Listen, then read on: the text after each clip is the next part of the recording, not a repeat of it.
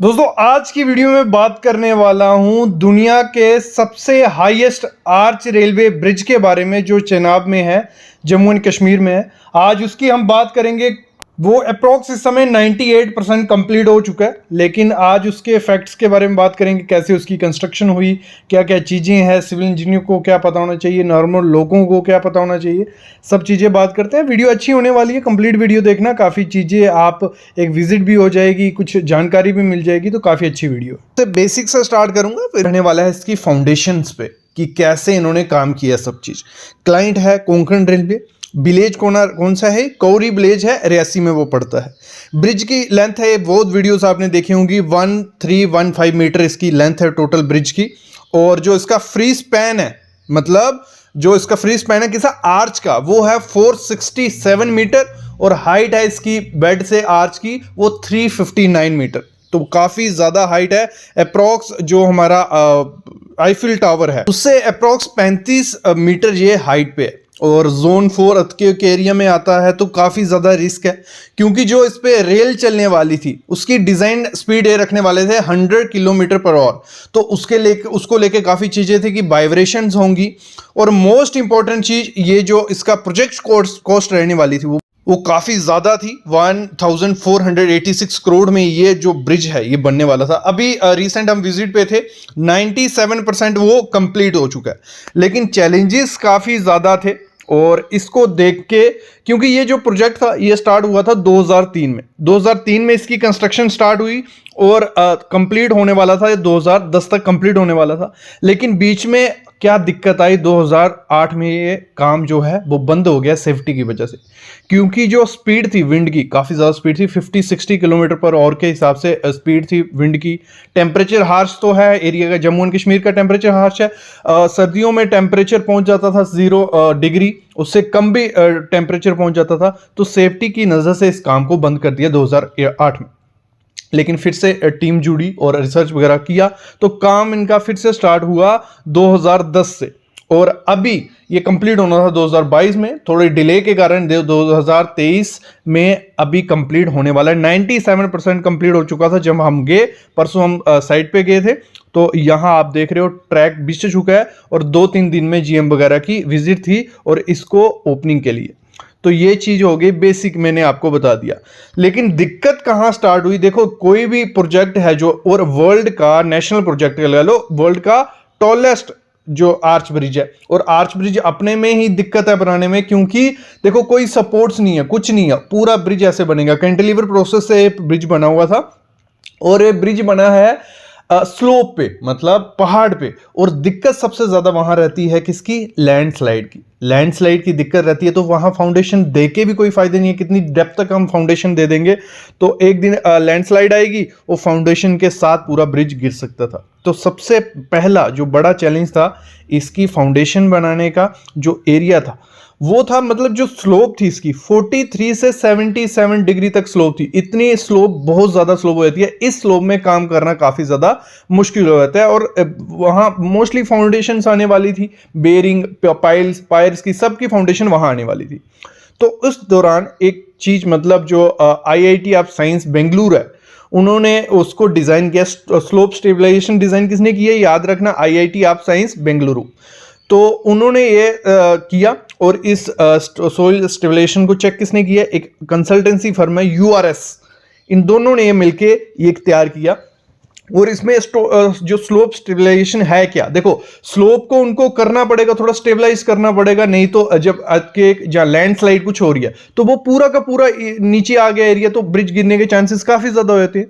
तो वहां पे 2 प्रोसेस किए गए स्लोप को स्टेबलाइज करने के लिए। पहले तो कटिंग हुई, मतलब एक्सपेक्ट किया गया कि एरिया को थोड़ा काम करने लायक बनाया गया, मतलब ऊपर से कटिंग करते हैं, और इसमें टॉप डाउन मेथड यूज किया गया कि ऊपर से काम करते हैं, नीचे आएगी, सेफ्टी रहती है, नहीं तो नीचे काम कर रहे हैं ऊपर से पत्थर वगैरह लैंडस्लाइड आ जाए। तो टॉप डाउन मेथड यूज किया गया इसमें सॉइल स्टेबलाइजेशन का। एक्सकवेशन की गई सरफेस को, जैसे आप सामने सब चीजें जो मैं बता रहा हूं सामने आपको दिख रही है। स्लोप को थोड़ा स्टेबलाइज किया, कटिंग की, वो निकल गया, एक काम ये हो गया। दूसरा काम स्टार्ट हुआ, फिर क्या किया गया, रॉक बोल्टिंग की गई। रॉक बोल्टिंग क्या है, जैसे मैंने टनल की वीडियो में बताया था कि जो जब एक्सकवेट किया जाता है तो जो लूज होता है एरिया, उसको टाइटन किया जाता है। जैसे एक एग्जांपल लेते हैं, कोई हमारी सैंड है, उसको हमने ऐसे रखा हुआ है एक बकेट में डाल के, तो उसमें जब ऐसे थोड़ी लूज रहेगी तो उसमें कुछ भी घुसा सकते हैं, लेकिन जब आपने वहां पे लगा लो फिंगर डाल दी, 5-6 जगह फिंगर डाल दी, वो एरिया टाइट हो जाएगा, तो वहां निकलना घुसना मुश्किल हो जाता है। वैसे ही इन्होंने रॉक बोल्टिंग की, 4 मीटर का रॉक बोल्ट यूज किया गया, 8.5 मीटर का रॉक बोल्ट यूज किया है और 11 मीटर का, मतलब 3 किस्म के रॉक बोल्ट यहां यूज किए गए। और किस तरीके से यूज किए गए, अपनी मर्जी से तो किए नहीं होंगे। जैसे मैंने पहले कहा, डिजाइन किया गया IIT साइंस बेंगलुरु की तरफ से और कंसल्टेंसी फर्म थी URS। तो इन्होंने 4 मीटर, 8.5 मीटर और 11 मीटर के रॉक बोल्ट सुजेस्ट किए। वो सामने आप देख रहे हो ये रॉक बोल्ट लगाए गए।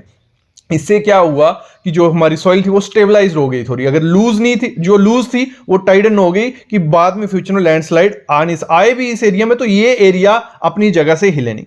दूसरी चीज की गई वहां पे जो पोरस पाइप्स होती हैं, मतलब जो पानी के लिए, मतलब उन्होंने पोरस पाइप डाली कि फ्यूचर में जो बारिश होगी या पानी आएगा पहाड़ों में, इन पाइप्स के थ्रू वो पानी बाहर आ जाए, अंदर ना रहे। अंदर रहेगा तो वो लूज करेगा सॉइल को। तो पोरस पाइप्स डाली गई हैं थोड़ी थोड़ी टाइम पे हाइड्रोप्रेशिक को, जो हाइड्रोस्टैटिक प्रेशर रहता है उसको प्रिवेंट करने के लिए। फिर नेक्स्ट जो प्रोसेस हुआ, शॉर्टक्रीट तो किया गया, पूरा गंटिंग की गई, मतलब जो स्टील रीइंफोर्समेंट है या फाइबर रीइंफोर्समेंट वो बिछाई गई जहां जहां कटिंग हुई थी, और वहां पे शॉर्टक्रीट किया गया। मतलब पहले वहां रॉक बोल्टिंग हुई होगी, फिर वहां पे स्टील रीइंफोर्समेंट या फाइबर मैश बिछाई होगी, फिर उसके बाद उस एरिया पे ग्राउटिंग की गई। और इस काम को सब, मतलब पूरे आर्च ब्रिज को बनाने के लिए 300 प्लस इंजीनियर लगे हैं। मैं कंपनी वगैरह में आगे बताऊंगा सारी चीजें। और 1300 वर्कर इसको लगे हैं कंस्ट्रक्ट करने में, बहुत बड़ी बात है। और ये जो इसकी बेरिंग्स थी, फाउंडेशन थी, उनके नीचे जो, जैसे मैंने कहा, ग्राउटिंग की गई है, कन्वेक्स्ट्रा ग्राउट की गई है। देखो जैसे सॉइल लूज थी, एक्सकवेट किया गया और फिर रॉक बोल्टिंग की गई। ठीक है, रॉक बोल्टिंग जब कर रहे थे तो बीच में क्रैक्स तो रह जाते हैं, तो उन क्रैक्स को फिल करने के लिए ग्राउटिंग की जाती है। ये शॉर्टक्रीट प्रोसेस क्या हुआ कि आपने पूरी सरफेस को प्रेशर से कंक्रीट मारा और वो फिक्स हो गया। दूसरा होता है जो ग्राउटिंग होती है, ग्राउटिंग क्या जाती है, इंजेक्शन ग्राउटिंग की गई है, कन्वेक्स्ट्रा ग्राउट की गई है कि बीच में सीमेंट स्लरी की हो सकती है, या कोई कंपनी का सिक्का का, किसी कंपनी का ग्राउट यूज किया जाता है। जहां जहां दरारें होती हैं वहां पे ग्राउट किया जाता है, वहां पे वो लिक्विड डाला जाता है, जिससे क्या होता है जो वॉइड्स होते हैं वो खत्म हो जाते हैं और सॉइल जो होती है स्टेबलाइज्ड हो जाती है। क्योंकि इस प्रोजेक्ट पे काफी खर्चा होने वाला था, मतलब अप्रॉक्स 1400 करोड़ इस प्रोजेक्ट पे लगने वाला है, सिर्फ आर्च ब्रिज पे। पूरा प्रोजेक्ट की अगर हम बात करें, काफी महंगा प्रोजेक्ट है, 5.2 बिलियन इसमें लगने वाले हैं, जहां हम $92 मिलियन US डॉलर लगने वाले हैं। तो बहुत बड़ा प्रोजेक्ट है ये USBRL। तो इसकी जो ब्रिज की लाइफ स्पैन रखी जा रही थी, अप्रॉक्स डिजाइन किया गया 120 सालों के लिए इसको डिजाइन किया गया। और इंडिया के पास ऐसा कोड नहीं था, क्योंकि ऐसा ब्रिज बना ही नहीं है इंडिया में, क्या पूरे वर्ल्ड में ऐसा ब्रिज ऐसी लोकेशन पे नहीं बना था। तो इनके पास ना कोई डिजाइन कोड से, ना कोई डिजाइन गाइडेंस से इस मैसिव स्ट्रक्चर के लिए। तो इन्होंने जो पुराने स्ट्रक्चर से, उनसे सिमिलर स्ट्रक्चर जो बिल्ट हुए आज तक, उनसे थोड़ी चीजें ली कि कैसे इसको डिजाइन किया गया, कौन कौन से सॉफ्टवेयर इसमें यूज किए गए। सबसे पहले इसको जो डिजाइन करने के लिए, ब्रिज की मॉडलिंग करने के लिए, एक तो स्टैड सॉफ्टवेयर यूज किया गया, दूसरा बीम टेक्ला, मतलब टेक्ला स्ट्रक्चर सॉफ्टवेयर इसके लिए यूज किया गया। उसकी हेल्प से ये पूरा डिजाइन किया गया। अप्रॉक्स 10 लोग इसको डिजाइनिंग में रहे, जो 10,000 घंटे उन्होंने दिए हैं इसकी डिजाइनिंग में। अप्रॉक्स कुछ 1 साल उन्होंने पूरा इसको डिजाइन किया, पूरे टेक्ला स्ट्रक्चर की हेल्प से किया। जहाँ फिर हम बात करें स्टैड की हेल्प से, तो पूरा उन्होंने उसमें सिस्मिक लोडिंग कैसे रहेगी, ब्लास्ट लोडिंग, हर चीज़ के लिए पूरा इन्होंने डिज़ाइन किया। फिर हम बात करते हैं जो इसकी प्लानिंग थी, मॉनिटरिंग थी, बेंटले कॉन्टेक्स्ट कैप्चर सॉल्यूशन है, उन्होंने जो माइक्रो स्टेशन रहता है उसकी हेल्प से पूरी इसकी प्लानिंग, उसके ऊपर मॉनिटरिंग की कि कैसा प्रोजेक्ट चलेगा, कैसा रहेगा, क्योंकि इसमें 3D मॉडलिंग और 2D मॉडलिंग हो सकती है, उसके हेल्प से पूरा हो जाता है। और ये जो बक्कल कोडी रियासी डिस्ट्रिक्ट का ब्रिज है, और इतना शानदार खड़ा रहेगा 120 सालों तक। फिर जैसे हमने बात की थी कि इस ब्रिज को कैसे इरेक्ट किया, जो केबल क्रेन्स होती हैं, क्योंकि काफ़ी बड़े बड़े स्ट्रक्चर पहले तो साइड पे उनको प्री स्ट्रक्चर, मतलब बेल्ट करके एक लिमिट तक बना के साइड पे लेके उसको फिक्स करना था, उसके लिए बड़ी बड़ी क्रेन्स इसके लिए यूज़ की गई है। और जैसे हमने पढ़ा ही है अपनी डिग्रीज में, डिप्लोमा में, तो इसको डिज़ाइन करने के लिए जो लिमिट स्टेट मेथड रहता है वो यूज़ किया। और जैसे मैंने बताया था BS कोड 5400 इसके लिए यूज़ किया गया था इसको डिज़ाइन करने के लिए। फिर हम बात करते हैं जो इसका मोस्ट इंपॉर्टेंट चीज़ यहाँ रिस्क किसका था, विंड का। काफ़ी तेज विंड थी और 260 किलोमीटर पर घंटे के हिसाब से, विंड स्पीड के हिसाब से इसको डिज़ाइन करना था। तो उसके लिए काफ़ी नई टेक्नोलॉजी यूज़ की। Norway west force technology laboratory है, उन्होंने काफ़ी टेस्ट कंडक्ट किए। उन्होंने लैब में पूरा आर्च ब्रिज बनाया सेम इसी हिसाब से, और वहाँ पे काफ़ी टेस्ट परफॉर्म किए। विंड स्पीड इस हिसाब से रहेगी तो ये रहेगा। तो जो नॉर्वे की कंपनी थी उन्होंने ये किया कि जो 260 किलोमीटर पर घंटे के हिसाब से अगर हवा भी आएगी तो ये खड़ा रहेगा। फिर जो दूसरा डिज़ाइन था वो स्ट्रक्चर के लिए था, मतलब स्टील का था। तो वो जो इन्होंने किया वो किया सब consultant Leonhard Andra and partner of German की कंपनी थी, उन्होंने किया। फिर जो वर्क था, मतलब रिव्यू कैसा वर्क चल रहा है, उसका अलाइनमेंट कैसे, मोस्ट इंपॉर्टेंट चीज़ थी अलाइनमेंट, तो वो एम्बर्ग इंजीनियरिंग कंपनी है उन्होंने किया। एग्जीक्यूशन का काम पूरा संभाला कोंकण रेलवे ने। और फिर कंस्ट्रक्शन वगैरह का काम रहा था एफकॉन कंपनी ने किया। फिर अल्ट्रा कंस्ट्रक्शन इंजीनियरिंग कंपनी है, एक साउथ कोरिया की कंपनी है, और BSL इंडिया, इन सब ने मिलकर ये कंस्ट्रक्शन का काम संभाला। जैसे डिज़ाइन मैंने बताया, टेक्ला स्ट्रक्चर और स्टैड यूज़ किया गया था, तो वो BSP कंपनी और जर्मन बेस्ड लियोनार्ड आंद्रा उसकी तरफ से ये किया गया। पेंटिंग का जो काम था, जैसे अब 15 साल तक जो पेंट किया रहेगा वो विथस्टैंड रहेगा, new technology, corrosion free resistant paint इन्होंने यूज़ किया था।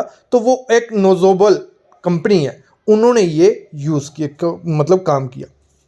फिर मोस्ट इंपॉर्टेंट चीज़ जो इसकी थी, तो इस ब्रिज को बनाया गया है स्विफ्ट इरेक्शन की हेल्प से। मतलब स्विफ्ट इरेक्शन क्या हो गई, 2 पाइलन खड़े किए, मतलब दोनों तरफ पाइलन खड़े किए।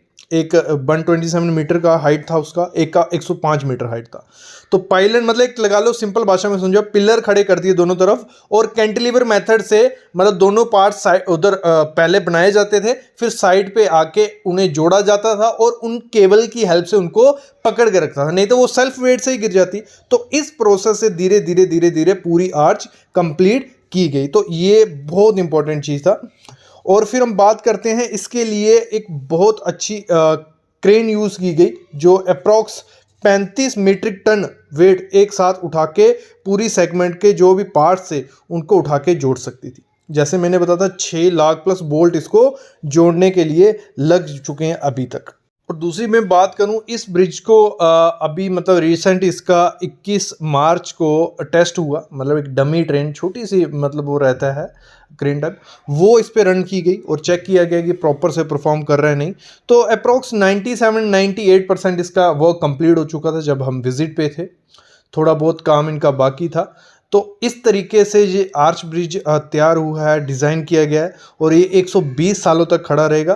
तो ये बहुत बड़ी चीज़ है। DRDO ने इसमें हेल्प की, कोंकण रेलवे का बहुत बड़ा हाथ है, एफकॉन का, 3 कंपनियों ने मेन इसमें बहुत फोकस दिया। और डिज़ाइनिंग वगैरह के लिए WSP, या हम बात करते हैं जर्मनी की कंपनी, नॉर्वे की कंपनी, ये सब कुछ हुआ है। मतलब जब काम शुरू हुआ तो 2004 में, तो कंप्लीट 2010 में होने वाला था, लेकिन बीच में ये काम रोक दिया। क्या, किस वजह से? काफ़ी विंड स्पीड थी, टेम्परेचर हार्श था, तो मतलब सेफ्टी नहीं थी, तो उस दौरान इस काम को रोका गया।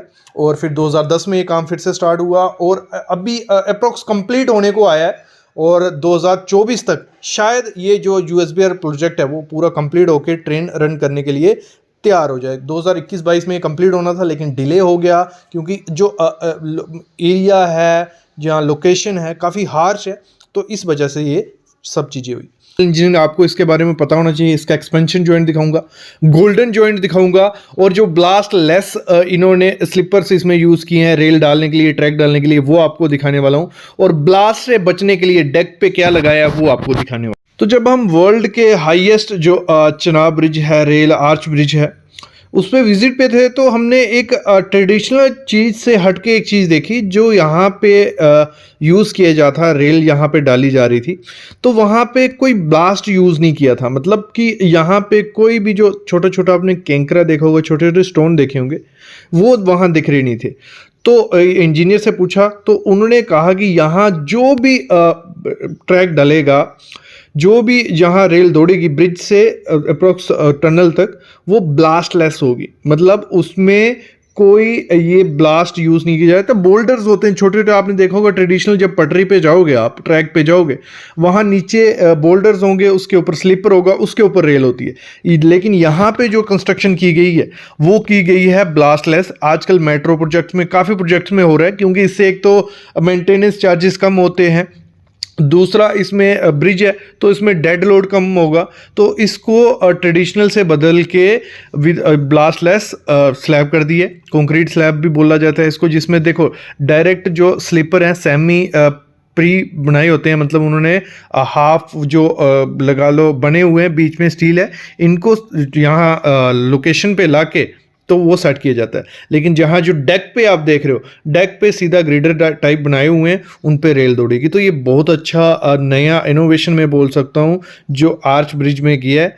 वैसे एक मोस्ट इंपॉर्टेंट चीज़ जो हमने देखी, जो हर ब्रिज की कंस्ट्रक्शन में होती है, लेकिन यहाँ हमने जब देखा तो काफ़ी बड़ा वो एक्सपेंशन और कंस्ट्रक्शन जॉइंट आपने सुना होगा। कोई भी चीज़ है, कंक्रीट है या स्टील है, और इवन यहाँ पे स्टील यूज़ किया जा रहा था, तो उसका एक्सपेंशन और कंट्रैक्शन को कंट्रोल रखने के लिए, क्योंकि यहाँ गर्मियाँ भी कब बहुत ज़्यादा रहेंगी, सर्दियाँ भी बहुत ज़्यादा रहेंगी, तो उसको कंट्रोल करने के लिए यहाँ एक्सपेंशन जॉइंट प्रोवाइड किया गया। ये सामने आप देख रहे हो, बहुत बड़ा स्पेस, आप अप्रॉक्स 1.5 फुट स्पेस होगी। सर्दियों में जो स्टील होता है थोड़ा कॉन्ट्रैक्ट होगा, मतलब सिकुड़ जाता है ठंड में, और जैसे गर्मी आएंगी थोड़ा एक्सपैंड होगा ये जो स्ट्रक्चर स्टील है, तो उसको कंट्रोल करने के लिए लगाया होता है एक्सपेंशन जॉइंट। अगर एक्सपेंशन जॉइंट यहाँ नहीं होगा तो आपको मतलब स्ट्रक्चर को दिक्कत आ सकती है, उसमें क्रैक्स आ सकते हैं, उसमें जो जगह नहीं मिलेगी तो वो चीज़ बेंड हो सकती है। तो इसलिए ये चीज़ प्रोवाइड की होती है। तो आपने इसका एक्सपेंशन और जो कंट्रैक्शन जॉइंट है वो भी देख लिया। देखो अभी जब पहले आर्च कंप्लीट हो गई, फिर उसका डेक बन गया, लेकिन उसके ऊपर आप ये ट्रैक के साथ साथ ये देख रहे हो जाली लगाई हुई है। ये मतलब एक अलग से पूरी मैश का ऊपर जगह रास्ता बनाया हुआ। ये किस लिए बनाया, कोई ज़रूरत तो शायद नहीं थी। तो ये बनाया है कि अगर फ्यूचर में ट्रेन से कोई कुछ फेंक देता है इस पर, मतलब TNT हो गया या छोटे मोटे ब्लास्ट की चीज़, तो वो जो नीचे डेक है, जो एक आर्च के ऊपर स्लैब डाली हुई है, लगा लो, मतलब जो एक 63 mm थिक जो पूरी शीट डाली हुई है, तो वो डायरेक्ट आर्च पे है। तो डायरेक्ट अगर उस पे इम्पैक्ट होता है किसी भी ब्लास्ट आइटम का, तो वो उसको कुछ हद तक हानिकारक है उसके लिए। तो उसको थोड़ा और ज़्यादा सेफ करने के लिए DRDO ने सुजेस्ट किया कि जो ये डेक है इसके ऊपर भी एक लेयर लगाई जाए। इससे डेड लोड तो बनेगा, लेकिन डेड लोड इतना ज़्यादा नहीं हो रहा है, क्योंकि आपने एक चीज़ देखी होगी कि जो बोर्ड लगा था सामने, कि इस जाली का वेट काफ़ी ज़्यादा कम है, एल्युमिनियम की जाली है, और इसमें 100 किलो से ज़्यादा एक जगह पे वेट रखने को भी मना किया कि 2 आदमी एक साथ इस पर ना चलें। तो इस तरीके से इसको डिज़ाइन किया हुआ है।